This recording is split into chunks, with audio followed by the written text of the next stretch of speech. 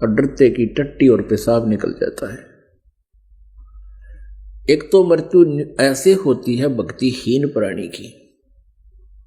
कबीर साहब कहते हैं आए हैं सो जाएंगे। कई कहते हैं क्या तुम भक्ति कर रहे हो तुम नहीं मरोगे? हम भी मरांगे, शरीर हमने भी छोड़ना होगा, लेकिन हम फिर नहीं मरांगे कभी।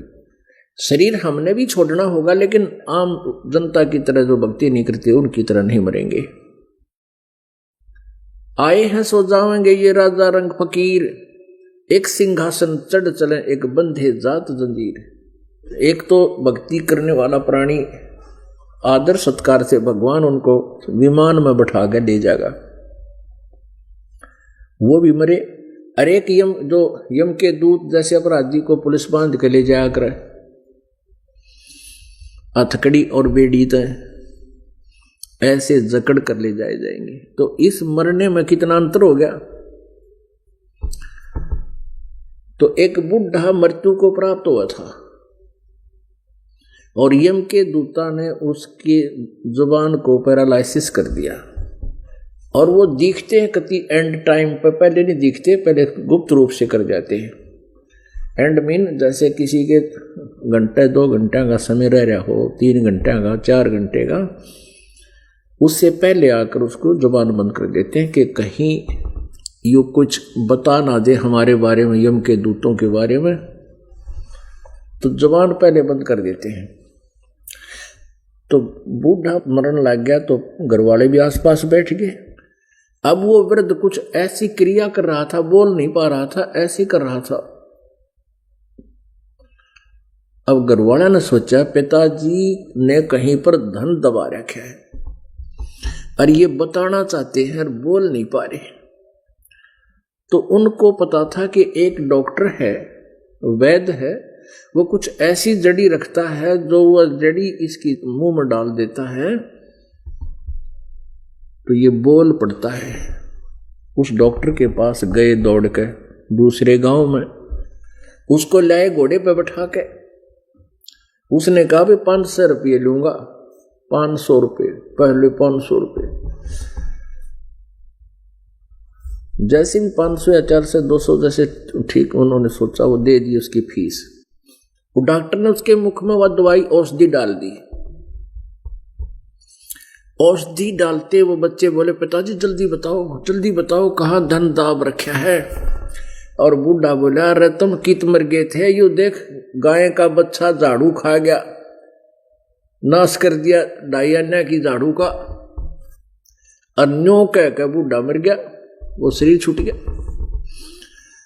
अब वो बालक हमारे माथे का हाथ, पिताजी या 2.5 आने की झाड़ू हमने परसों में पड़ गई। 2.5 आने की झाड़ू में 500 रुपये लग गए हमारे। तो अब अंत समय में जिसकी जहां आस था, बुढ़े की खास बीमारी हुई, देखा करे, देख बाल्टी कहाँ रखी है, लोटा यहाँ दरिया करे, देख फलानी चीज हो गया, फलाना यूं हो गया। क्योंकि राम नाम का उसने बेरा को ना और काम का पता नहीं, तो घर क्या गए सर में दर्द रखा गया बूढ़ा। तो इसीलिए पहले क्या बताया करते थे कि भाई 25 साल तक ब्रह्मचारी, 25 से 50 गृहस्थ जीवन और 50 से 75 बूढ़ा घर छोड़ जाए तो बढ़िया रहे।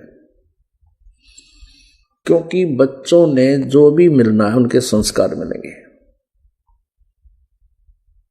और चाहे पिताजी कितनी कोशिश कर ले उनको किस्मत से अधिक नहीं मिल सकता जब तक वो परमेश्वर कबीर जी की शरण में नहीं आएंगे।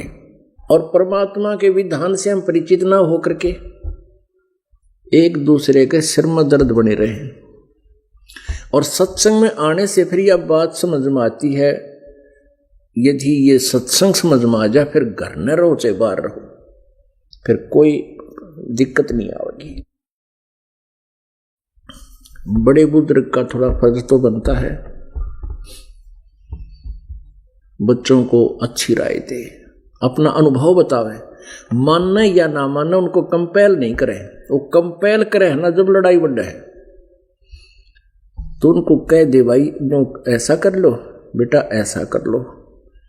और उन बच्चा ने भी अगर अच्छा लगे तो पिता की आज्ञा का पालन अवश्य करना चाहिए, क्योंकि पहले पुराने समय में तो जैसे कोई किसान है तो उसके बेटा बेटा पोते सारे किसान का ही काम किया करते, तो उसमें तो उस बुजुर्ग का अनुभव बहुत कामयाब रहा करता था और सारे मान्या करते थे। और अब कितना परिवर्तन हो गया, हम 60 साल के हो गए और 60 साल पहले हमने कैसे जीवन निर्वाह किया और आज और अब वर्तमान के पोते बेटे क्या कैसे किस प्रकार उनका जीवन शैली होगी। अब हम उस अपने पिछले घसे पेटे अनुभव ने इनका अड़ावा ये क्यों मानेंगे। तो ऐसे ये हमारे अपने परिवार में एक समस्या पैदा होती है। तो ज्ञान से सत्संग से यह समस्या हल होती है। एक माई एक बुढ़िया घनी कलियारी थी और अपनी पुत्र वधू के नाक में दम रखा करती, छोटी छोटी बातों पे आप लड़ती, फिर उसका लड़का आ जाता उससे पिटवाती, उसने फिर कहती देख इसी है ऐसे है फलान है, फिर वो झगड़ा करता। एक दिन परमात्मा की रजा हुई, उसको कोई सत्संग में जाने वाली एक बुढ़िया उसके घर चली गई और उसने देखी उनकी कलह, वो कलह देखी, उसने सोची या बुढ़िया यदि सत्संग में जाने लग जा तो इनके घर की कलह मिट सके है। तो उसने उस बुढ़िया से कहा कि बहन ऐसे ऐसे गुरुजी वहाँ सत्संग करते हैं, वहाँ चला करो। अब तो वृद्धावस्था भी होगी, क्योंकि पहले एक फार्मूला बना रखा था, नु क्या करते भक्ति तो बुढ़ापे में कराएंगे, बुढ़ापे में तो जिए जाने का जिसी भक्ति करोगे, कदे दांत काम करे नहीं, आँख काम करे नहीं, कदे दांत दर्द करेंगे कटवाने की तो फिर नए चढ़वाने, आँख बनवानी, गोडे दुखें, सिर में दर्द, चक्कर आवे हैं, सारी शरीर कमजोर हो जा, 100 बीमारियां घर कर जाती हैं, खांसी खर्रा 100 प्रकार की बीमारी हो जाती।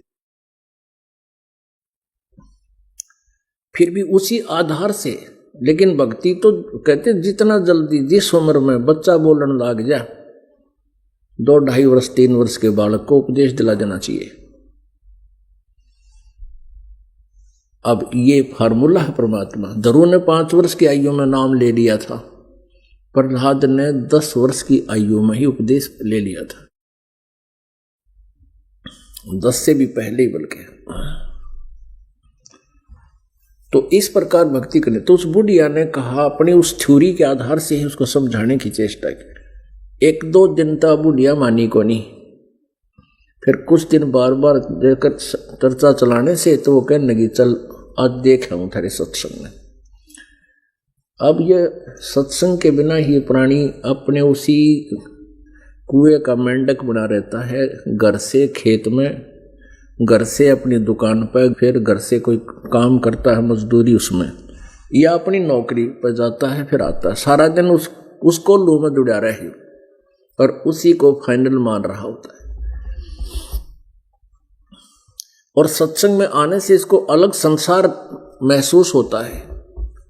तो बुढ़िया चली गई, वहां सत्संग सुना, फिर तो वह तकरीबन जान लगी, और पुण्यात्मा होती है उनका जल्दी असर हो जाता है, और ढीठ होती है वो तो बैठी रहेंगी और करना वो यार बोलना नहीं, सत्संग भी सुन जाएंगी। कहते हैं कोट वर्ष करे संगत संतों की, पत्थर का जल में के बीजे, चंदन बन में रंग ला दे पर बांस बिटम भी ना सींचे। अब क्या बता रहे हैं परमात्मा कि पत्थर को यदि जल में डाल दे और चाहे 100 वर्ष के बाद उसको निकाल कर ऐसे एक दूसरे से बिड़ा दे, नए आग पटेगी, चिंगारियां निकलेंगी, उस पे उस शीतल पदार्थ का असर नहीं हुआ। जल ने पत्थर को शांत करना चाहिए था, पर पत्थर पर कोई प्रभाव पड़ा नहीं जल का। और इसी प्रकार कहते एक पेड़, चंदन का पेड़ आसपास के नीम के पेड़ को भी चंदन जैसी गंध युक्त बना देता है, लेकिन बांस, बंबू, बांस के ऊपर चंदन की महक काम नहीं करती। तो परमात्मा क्या बताते हैं, सत्संग के अंदर जो पत्थर जैसे प्राणी हैं उनका असर नहीं हुआ करता, जो बांस जैसे प्राणी हैं उनका इन बातों का प्रभाव नहीं होता सत्संग के वचनों का। कहते हैं कोट वर्ष करे संगत संतों की, सत्संग संत का।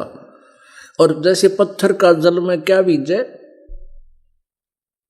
और चंदन बन में रंग ला दे पर बांस बिटम भी ना सींचे। चंदन बन में रंग लगा देता है, आसपास के सभी पेड़ों को अपने अपने जैसी महक युक्त बना देता है, लेकिन बांस बिटम्बी, वो बांस जो है डोंगी बिटम्बी, वो नहीं, उसका असर नहीं हो। तो ऐसे जो पुण्यात्मा होती हैं उनका तो तुरंत असर होता है, चाहे बुढ़ापे में ज्ञान समझ में आ जाओ चाहे बालकपन में। जो पत्थर और बांस जैसे हैं उनका असर हुआ नहीं करता। तो वो पुण्यात्मा थी, वो ऐसी पुण्यात्मा थी कि उसका घर करगी वह सारी बातें।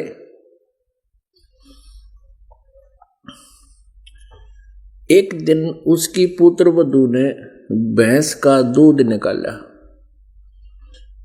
5-6 किलो दूध था, और उसको ऊपर कड़ियों में एक कड़ा टांग दिया कर, गज सरिया नीचे तो मोड़ दिया ना, हुक बना कर उसमें बाल्टी टांग देते थे, कुत्ते बिल्ली ना खराब करें दूध की। अब उसकी पुत्र वधू ने प्रतिदिन की तरह वह बाल्टी दूध निकाला भैंस का, और नो टांगन लागी ऊपर ने हाथ, तेन अंदाजे से अभ्यास होता है, अंदाजे से टांग्या करे कहाँ टंगेगी। उसने उल्टी साइड में लागी बाल्टी का कड़ा, उन्होंने बाल्टी छोड़ दी, अब टंगेगी, और वह गद दे ही नीचे पड़गी, सारी फरस पर के दूध फैल गया। अब वह पुत्र वधू उस बुढ़िया की तरफ देखा कि ले भाई आज हो गया कई दिन का काम यो। अन्नो देखा उसका नहीं, या वासी मुंह करके मायूसा अक्के बोलेगी बिया। बुढ़िया बोली बेटी यू हमारे भाग में कौन था, आज यू हमारी किस्मत में था कोनी। और इसने ऊपर ऊपर के न साफ करे और भैंस को ही पिला दे। यू बेटा हमारे भाग में नहीं था, नहीं तो हमारा होता तो कैसे खिंड गिर जाता, यू पहले ना गिरा कभी। अब उसकी पुत्र वधू गज्जी को ना बुढ़िया कौन सा स्टेशन पकड़ेगी, आज इतनी सुथरिया बोली के होकर कौन सा स्टेशन पकड़ रही है, या इसमें भी इसकी कोई चाल से। उसके मुंह का नहीं देखेंगे कि यार एक लाठी ठावेगी एक दरेगी, अन्ना बेरा कितनी बूंदी बोलेगी। वह फिर ने बोली बेटा इन्हें साफ कर दे और भैंस को डाल दे ऊपर का, और बाकी इस पर लीप दे के मैं गारा गोबर, ये हमारा था ही कोई आज हमारे भाग में नहीं से।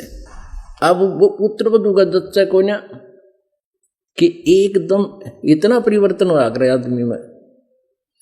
उसने सोचिया सांझ ने कट्ठे वारे न्यारे करेगी आन देश के बेटे ने,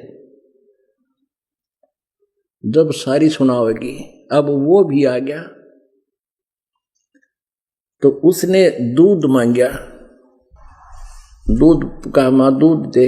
नो बोली भाई आज दूध पीड़ा हमारे भाग में ना था और ऐसे ऐसे बात होगी, और हम सत्संग में जाया करूं तो सारी इसी बात बतावे हैं। परमात्मा ने जो हमारे भाग में लिख रखा है ना वो ये मिला करे, हम खाम खा लड़ाई कर रहे हैं। और बेटा तू कुछ ना कहिए, इसने के बेचारी ने जाने का दूध गिराया है, इसका भी तो मोह है घर में कि जाने का कोई नुकसान किया करे। तो जब उसकी पुत्र वधू के जच्ची की बुढ़िया तो देवता बन गई, चरण पकड़े उसके पैर दबाए हैं और नौका सीने का लगा ली कि माई माँ आपने तो मुझे आज बहुत बड़ा अपराध क्षमा कर दिया। नहीं बोली बेटी नहीं, बिना ज्ञान में झगड़ा हुआ करता, अब नहीं होगा बेटा, तू अपना काम करे और मेरे साथ साल चलूंगी मैं तो। मेरा तो नरक हो रहा था, घर देख स्वर्ग बना दिया इसे संत ने। तो उस पुत्र वधू ने भी नाम लिया, उसके बेटे ने भी उपदेश लिया। तो पुण्यात्माओं, ऐसे सत्संग में आने से इस प्रकार की समस्याओं का समाधान होता है। लेकिन असर उनका है जो पुण्यात्मा होती हैं। ये पत्थर और बांस के जैसे प्राणियों का नहीं हुआ करती। जिस घर में नाम इस सतपुरुष का और उस घर में लड़ाई, फिर उनका असर ना हो रहा है, वो तो पत्थर कैसे है, माड़ी सी घर्षण लग दे, नोई चिंगारी पाटे हैं। पुण्यात्माओं, इसके अंदर हमने परिवर्तन बहुत करना पड़ेगा। हमारे बोलने और बतलाने में, चलने और उठने और बैठने और निगाह दृष्टि में भी साधु उतारनी चाहिए। एक तो चटक मटक करके चले, एक सीधा सा जैसे बिल्कुल भक्त संत चला करते हैं। उठने और बैठने में भी कहीं बकवाद नजर नहीं आवे, देखने में भी कोई ऐसी त्रुटि संत की दृष्टि में नहीं होनी चाहिए, भगत की में। तो हम सत्संगी हैं, अन्यथा हम केवल नाम उपदेश है, असर कति नहीं।